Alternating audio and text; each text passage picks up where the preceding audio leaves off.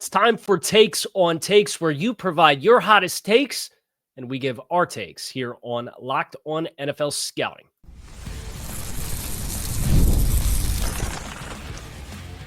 You are Locked On NFL Scouting with the Draft Dudes, your daily podcast for NFL and college football scouting. Part of the Locked On Podcast Network, your team every day. What is better than this? It's guys being dudes here on the Locked On NFL Scouting podcast. I'm your host, Kyle Krabs, typically joined by Joe Marino, but you get a solo episode of Takes on Takes today, where you provide your hottest takes and we give our reactions to them here on our weekly fan mailbag. Want to give a special welcome and shout out to our everydayers, because it is your team every day. We don't just say it, we live it here on the Locked On Network. So, last minute pivot and change of plans. Appreciate everybody for tuning in here today on Friday, August 22nd. We had some preseason games yesterday. We have cuts at the beginning of next week down to 53. We're less than 2 weeks away from the start of the 2025 NFL regular season. College football week 0 this week. Like we're here, gang. And Joe has some things that he needed to knock out throughout the course of the day today. Everybody's good, but that means I get to be the take master. And that's the fun thing for me with Takes on Takes. Joe tweets out the solicitation for the takes. Joe picks the takes. I fly blind. Joe solicited takes for Takes on Takes. And then this morning we had the pivot. So I'm going to be the take master. And I have no idea what you guys have put in here for takes. So we're going to find out together. And we're going to start with this take by Jim. NFL should change the rules for eligible receivers and allow for a 6th eligible pass catcher on any given play. I don't know that I feel super strongly about this, Jim. Maybe from the sense that good offensive linemen are hard to find. Maybe some teams want to have a 6th eligible out there. I have no problem with the way that things are set up now, where you obviously have 6 eligible or 6 skill players, 5 offensive linemen. Speaking of NFLs and rule changes, sloth knows ball. NFL roster sizes are too small. If the league wants to put an emphasis on making special teams a bigger element of the game again with the new kickoff rules, then roster sizes should be expanded to accommodate that. Instead of 53-man rosters with only 48 active on game day, I would increase to 56-man rosters with 53 active on game day, increasing 3 more spots total, but having 5 more guys suited and available for games. I think another benefit of this is that it gives late day 3 rookies a better chance to make their rosters and develop with a single organization rather than bouncing all around the league and constantly swimming upstream. I think as the biggest push for bigger roster sizes is going to end up being when they go for the 18th game, right? Whenever that negotiation happens, the Players Association is going to have to be willing to really vouch for the large majority of the revenue from the 18th game coming back to the players for concessions for the wear and tear of what's inevitably going to be felt by the players by having another meaningful regular season game. That's my opinion of the weighing of the balance here. And with the amount of money that the league is bringing in, and with owners apparently concerned at the rate in which the cash spending is growing versus the salary cap, and how teams have found ways to circumvent the restrictions of the intended restrictions of the salary cap, I would imagine the owners would be willing to play ball on higher roster numbers. And you know, I certainly think you're seeing this trend start to take place with what's happened with the emergency third quarterback and how that's been intended to open up an additional roster spent on game day for extenuating circumstances. High ground maneuver. The Bengals will break the single season record for points in a season with 606 and still finish under 500 this season. If the Bengals score 606, here's my take on this take. If the Bengals score 606, they're going to the postseason, right? Like that is an obscene amount of points to score. And if you put that many on the board, unless you're giving up 600, which Cincinnati's going to be bad, but if you're scoring 606 plus, I think you're putting enough stress on opposing teams with how they have to play to try to match that. that you'd get some turnovers and mistakes and fall behind the sticks, and then you're stealing possessions. And I will fade this take respectfully, of course, but I will fade this take from High Ground Maneuver. Take regarding somebody who went down with injury yesterday that we're keeping fingers crossed, and I don't believe we have an update this morning. Knee sprain, not expected to be season ending for Derek Harmon. The take from Happy Days is Derek Harmon will be the most impactful defensive lineman as a rookie in the NFL this year. Not just because he'll start, but he complements Cam Hayward and Keanu Benton so much that they need him schematically as a base defensive end to play in multiple fronts. And he'll be freed up from double teams courtesy of TJ Watt. I think you've got some good competition for the title of best interior defensive lineman. I think you can look at Kenneth Grant in Miami, not to be a homer, but I think Kenneth Grant's looked outstanding in his first 2 preseason games. And the same kind of storyline exists there where he has Zach Sealer and Bradley Chubb and Jalen Phillips and Chop Robinson and Matthew Judon as running mates, plus the rest of the young defensive tackles.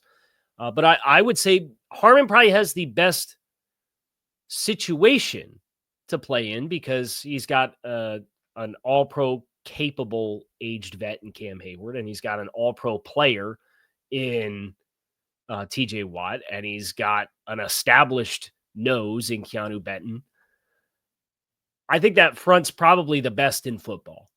And I think Harmon, if he can do his part, then sounds like he avoided the worst case scenarios with what was a scary injury where he was carted off. And the cart in the preseason, you never know, but the vibes were not good when Harmon was pulled off. So I think it's going to be between Kenneth Grant and Derek Harmon based on their situation and what they have and what they've shown through August 22nd. We have a bunch more take. Like we got over 30 takes. I don't know how many we're going to get to, but we're going to give it the old college try. So more takes on takes coming your way next here. Make sure you guys stick with us. Today's episode of Locked On NFL Scouting is presented by Yahoo Fantasy. It's the best time of year. NFL kickoff is almost here, and that means fantasy football season is back in full swing. This year, Yahoo Fantasy is turning things up with a fantasy football experience unlike any before. Locked On NFL Scouting this year is playing on Yahoo Fantasy, and you should too, whether you're a first-timer or a veteran making your 1 millionth league. To celebrate 28 years of fantasy football greatness, Yahoo Fantasy is dropping 28 big new features over 28 days throughout the month of August. To kick it off, they just dropped Yahoo Fantasy Guillotine Leagues, killer way to play fantasy football in Yahoo, where the lowest scoring team each week is eliminated until there's just one team left standing. With the season around the corner, now is the time to get your league together. Give this new mode a try. If you're more into the classics, you could still play in head-to-head private leagues or join a public league. Stay tuned for more killer announcements and start playing Yahoo Fantasy Football now at yahoofantasy.com/LockedOnNFL. We have a fantasy football take here, and it was, what is y'all's fantasy football draft strategies, and will you show the squad? I showed mine.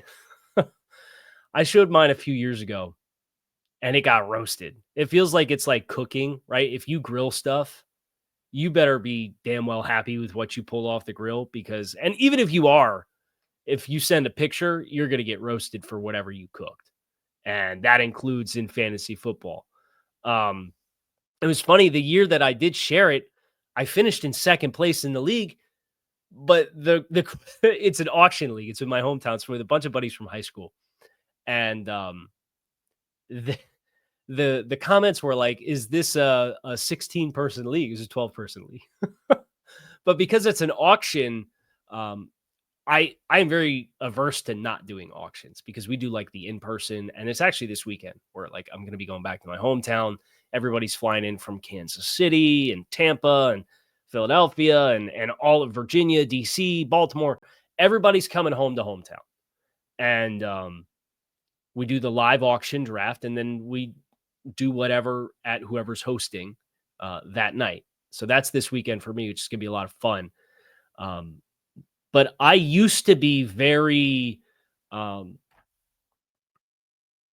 trying to find a starting lineup across the board that I felt really good about with the auctions, where like I wouldn't spend big on any one player. Like the players that were going for 50, 60, $65, I wasn't touching those. But my whole lineup across the board would be like $25 to $35 players. I've shifted the last couple of years and it's been pretty successful for me, where like I have a few guys and I try to get a combination of it's a super flex. So there's two quarterbacks. So like a big quarterback and two big skill players. And whoever I have convictions with that year, I usually swing for the fences and go big in that regard. And as a result, then put it on myself to work the waiver wire and maybe find running backs and get handcuffs. And it's been successful for me to kind of have a few anchors to the roster. So if you're doing auction drafts, that's how I personally run it. Bill Syndicate, Tet McMillan will lead rookies in receiving touchdowns and even be top 5 in the league. Panthers towards the end of last year were top 5 in passing plays in the red zone. And with the addition of T-Mac and his skills, you can't help but think he'll be the greatest share in the red. I will fade this just because it's aggressive to say he's top 5 in receiving touchdowns in the NFL. I do think he's going to get a lot of volume, though. I would just be surprised. We did the X factors for the South divisions yesterday. We called the entire Panthers passing offense kind of the X factor of that team. Could they blow up? Sure. Do I expect them to blow up? No. So I'm a little bit more conservative on the forecast, and what top 5 in the league in receiving touchdowns is probably 12 plus, right? That's a little too rich for my taste. Alex Wasserman, positional value for interior defensive linemen have the highest variance for position group based on their roles. A do-it-all 3-tech / 4-eye is almost as valuable as anyone else on defense, where an early down nose is a lot less valuable. Okay. I see the vision here, Alex. I think for me, it's all about snap share, right? And that was kind of the critique about Jordan Davis and where the Eagles drafted Jordan Davis. That's why you've seen some really good players like Alfred Collins, and I know he's not off to a good start in the preseason, but like he was so dominant in his role, but the third down and the passing game profile was concerning. I mean, just in the same draft class, you had a 20-year-old rookie, redshirt sophomore out of Maryland with a wrestling background and a competitive powerlifting background that's 6'1", 318 pounds, and Jordan Phillips. He lasted the 5th round because there was concerns about the passing game profile. And he's been phenomenal in the preseason for Miami. So I do think there's something here, to your point, about what kind of 3-down menu can you provide a team? And if you're a rare guy like a Dexter Lawrence or a Vita Vea, who is a nose tackle but has pushed the pocket explosiveness and rare unicorn type ability, you're going to get drafted early like Vita Vea and Dexter Lawrence did. So as far as a position that has a similar spray chart as far as variance of outcomes,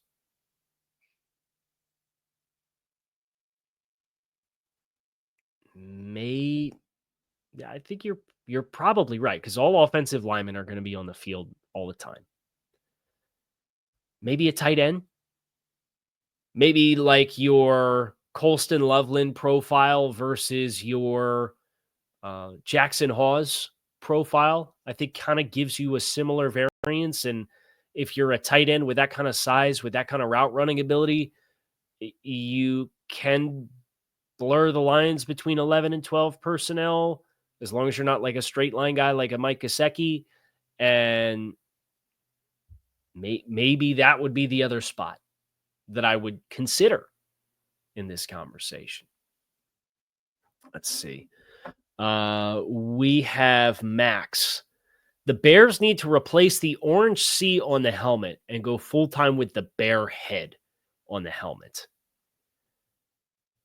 I like the bear logo, the actual bear logo. those historical teams are just never gonna like. There's too much heritage with that design right now.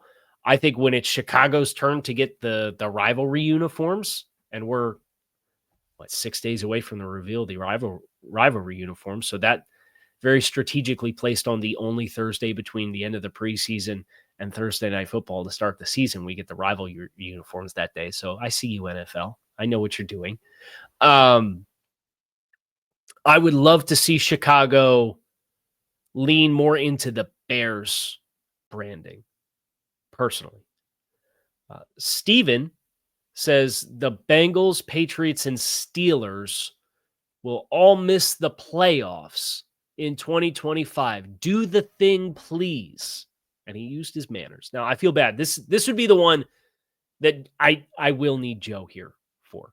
So, Steven, either next week on Takes or sometime next week, depending on what our program ends up being, we'll try to stick this in. But if we don't get to it before next time Joe solicits Takes, give us this one again. Carter, big believer in the Atlanta Falcons. The Atlanta Falcons will not finish in the bottom 10 in sacks in 2025. I want to believe this is true. I genuinely want to believe that Atlanta has, between Pierce and Walker and the young guys that have been there and Raheem Morris in another year and some of what they have at linebacker, that we can get out of this kind of once in a decade, not bottom of the league numbers for sacks. I think they have the pieces and they have the coach. I'll tentatively buy this. We have lots more takes to get into here. Locked on NFL Scouting. Make sure you guys stick with us on Takes.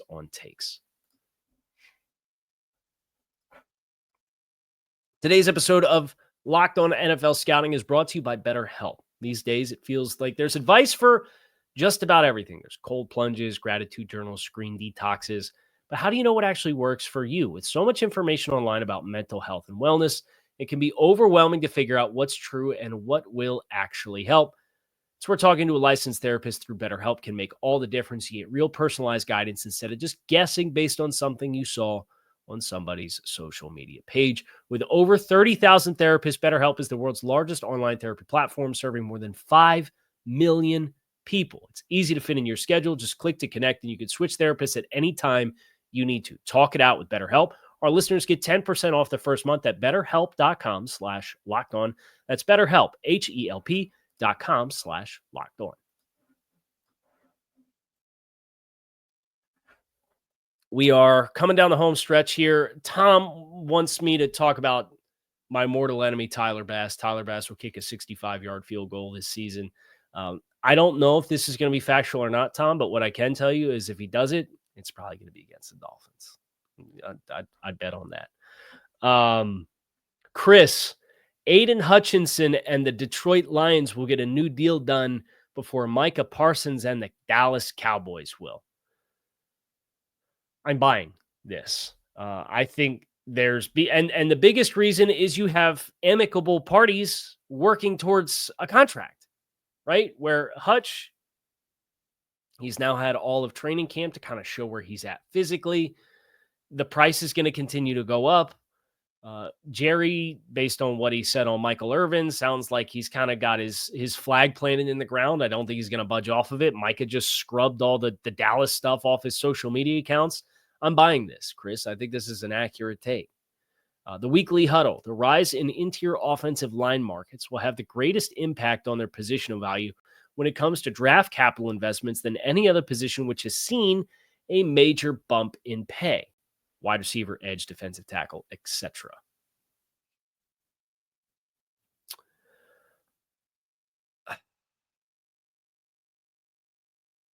I want to believe this, but at the same time, like, we have not seen any indication of this.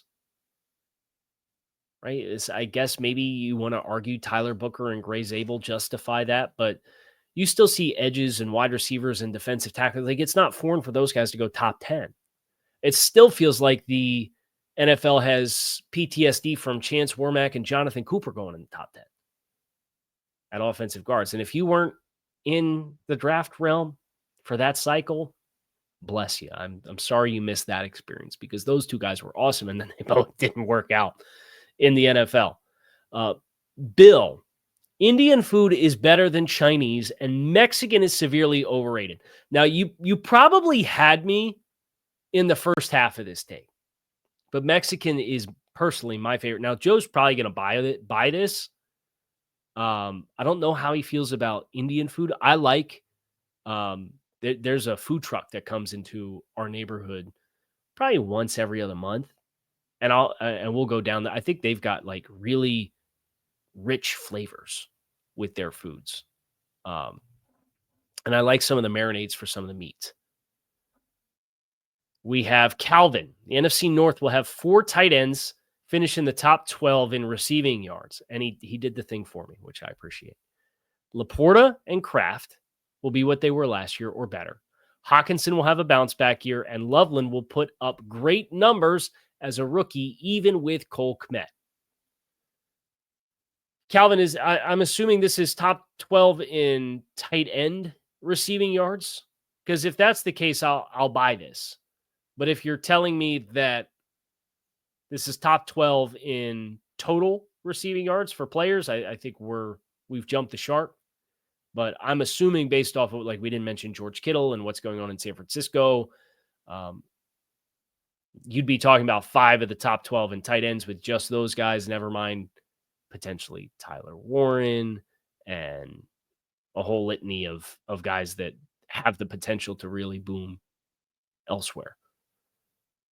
I think these are great situations for these players, and I would not be surprised if Cole Kmet ends up having good yardage numbers, like healthy yardage numbers too. So I'm in on Laporta, I'm in on Kraft, I'm in on Hawkinson to have a bounce back year. I think all these guys, Laporta, Kraft, I'll give you a number. I think these guys are all north of, at minimum, 600 receiving yards this year. You can let me know if that's too conservative or too aggressive. Let's go. Conference winners. Okay, this is from LA. Ravens in the North, AFC North. Houston in the AFC South. Chargers in the AFC West, and Dolphins in the AFC East, and then the Bears in the NFC North, the Falcons in the NFC South, Eagles in the NFC East, and the Rams in the NFC West. I will agree with you on 1, 2, 3, half of these. There's a 0% chance you're going to get me to say the Dolphins win the East this year. And I think the Dolphins will be a lot better than the general perception around the team. Like, people think this has the potential to be like the worst team in football.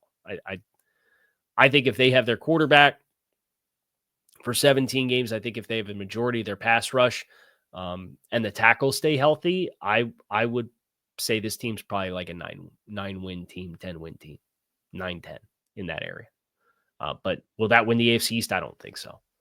The Chargers, I think the Chargers are the third most likely team to win the AFC West. I'd still put Kansas City. Like, I'm not going to bet against Kansas City. And your bonus take was the Chiefs don't make the playoffs this year for the first time in a decade. Do the thing. I'm not going to do the thing without Joe. And then in the NFC side of things, the Bears, I think that's pretty rich. Now, I think the Bears have certainly elevated their floor significantly, and they have a chance to get the first-year coach bump. But I still think Detroit's a double-digit win team. I'm very high on Green Bay. And then I think Minnesota, minus the J.J. McCarthy question, has the best combination of supporting cast, roster, and coaching staff in football. And it's just, how good can J.J. McCarthy be? So I think there's a lot of competition there. For the questions that I have with Caleb Williams, I would not pick the Bears to win that division. And then the Falcons, I would go with the Bucs. I'm a big fan on the Bucs this year. Sean with a food take. Gonna throw a few in here, not too many though.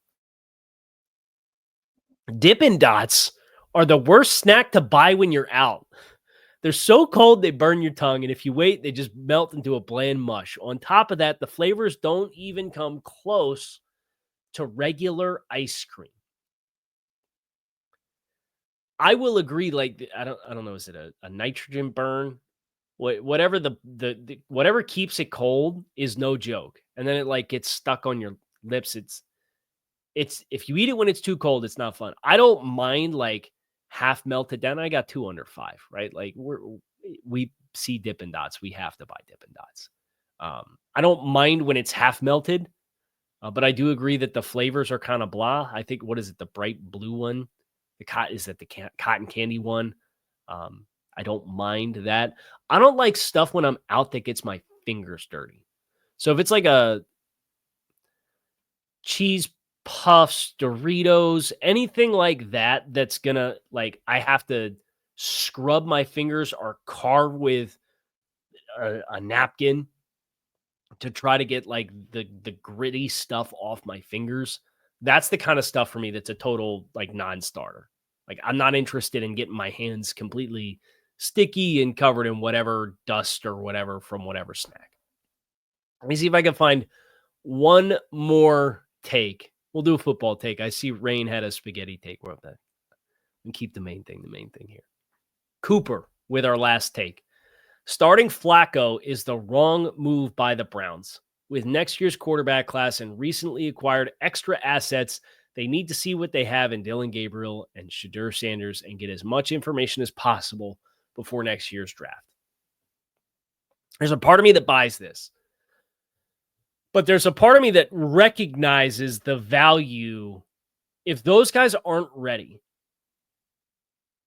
you can still do the evaluation of those guys with how they conduct themselves in the building and how quickly they pick up your offense and how quickly they pick up the terminology and how they close the gap potentially on Joe Flacco.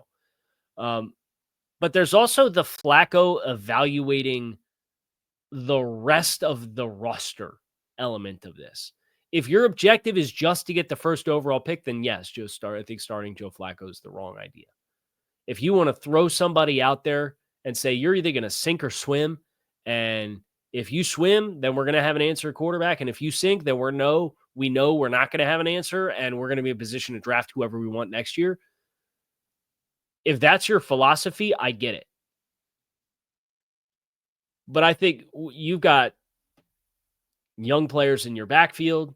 You got some young players in the passing game. Starting a quarterback that, from an operations of your offense perspective, maybe is not going to be as consistent as you want them to be to execute, so you can get an idea on how everybody's going to execute, what you're going to try to be moving forward. I think that's where you have the value of Joe Flacco. Now, there's going to be a point if Cleveland's 1-8, hypothetically, you should probably make a change. Like, there's going to be a point where the scales tip all the way into, we need to see these guys in real game action. I don't hate it for the start of the season, personally, but that's just me. That is going to do it for us here today on Takes on Takes. Hope you guys enjoyed. We will be back again on Monday. Joe will be back with us. We'll react to all of the cuts next week. We'll react to the preseason games, get you guys ready for the start of the 2025 regular season. Kyle Krabs, Locked On NFL Scouting. It's in the books. Appreciate you guys checking out the show. Make it a great rest of your day and make it a great weekend.